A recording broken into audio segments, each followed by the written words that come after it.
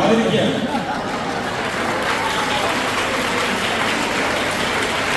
അതുപോലെ തന്നെ നമ്മുടെ തെരുവ് നാടകം സംഘടിപ്പിച്ച ശ്രീ കുമാറിനെ നമ്മളൊരു കൊണ്ടാടിയാണ്. വളരെ സന്തോഷത്തോടുകൂടി അഭിമാനത്തോടു കൂടിയാണ് ഇവിടെ നിൽക്കുന്നത്. ഏറ്റവും വലിയൊരു സന്തോഷം എന്ന് പറഞ്ഞാൽ ഇവിടെ ഇപ്പം നമ്മുടെ മാതാപിതാക്കൾ ഒരുപാട് പേര് ഉണ്ട്. അവരോട് തന്നെയാണ് ആദ്യം തന്നെ നമ്മൾ അല്ലെങ്കിൽ നമ്മുടെ വീട്ടിൽ തന്നെയാണ് ഈ പറയുന്ന ഓപ്പറേഷൻ തൂഫാൻ ഉണ്ടാവേണ്ടത്. ബോധവൽക്കരണമല്ല, ബോധമാണ് ഉണ്ടാവേണ്ടത്. എപ്പോഴും നമുക്ക് നമ്മളുടെ ചൈൽഡ് സ്പെഷ്യൽ ചൈൽഡ് ആയതുകൊണ്ട് തന്നെ നമ്മുടെ കുട്ടികൾ ചെയ്യില്ല എന്നുള്ളൊരു ബോധവും സത്യമാണ് എന്ന് വിചാരിച്ചുകൊണ്ട് നമ്മൾ ഇരിക്കുന്നൊരു ഇരിപ്പുണ്ട്.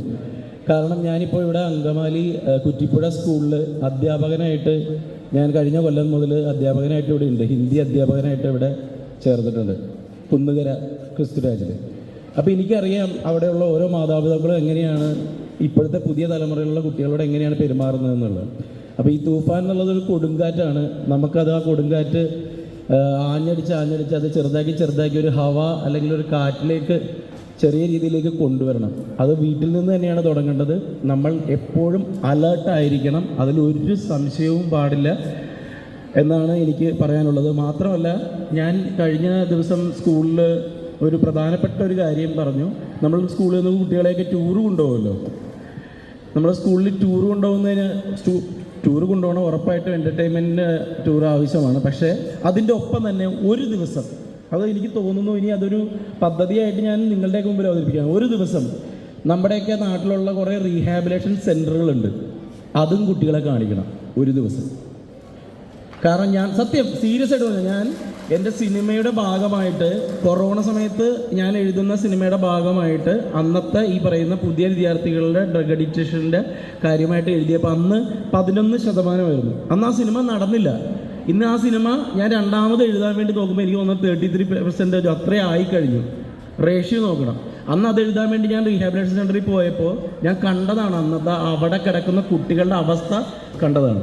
അതുകൊണ്ട് ഇതും ഒരു പദ്ധതിയായിട്ട്, കാരണം കൂടുതൽ വിഷ്വലിൽ ഇത് കണ്ടാൽ കുട്ടികൾ ഉറപ്പായിട്ട് ഇതിൽ നിന്ന് പിന്മാറും എന്നുള്ളത് ഒരു സംശയമില്ല. ഇതെൻ്റെ ഒരു ചെറിയൊരു ആശയം മാത്രമാണ്. എന്തായാലും എല്ലാവർക്കും നന്മകൾ നേരുന്നു. ഗംഭീരമാവട്ടെ. ഈ തൂഫാൻ ഇനിയും ഇങ്ങനെ വളർന്ന് പന്തലിക്കട്ടെ. എന്തായാലും നമുക്ക് പ്രതിജ്ഞയിലേക്ക് കടക്കാം, അല്ലേ സാറേ?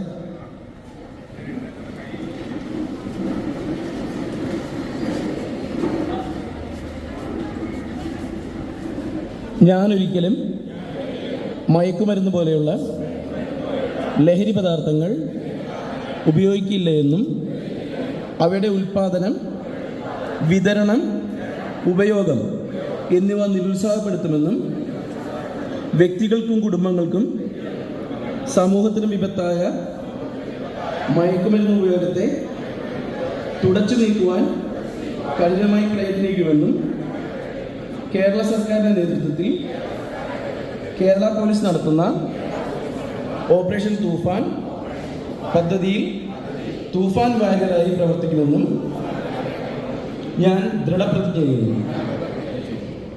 ജയ് തൂഫാൻ. നന്ദി.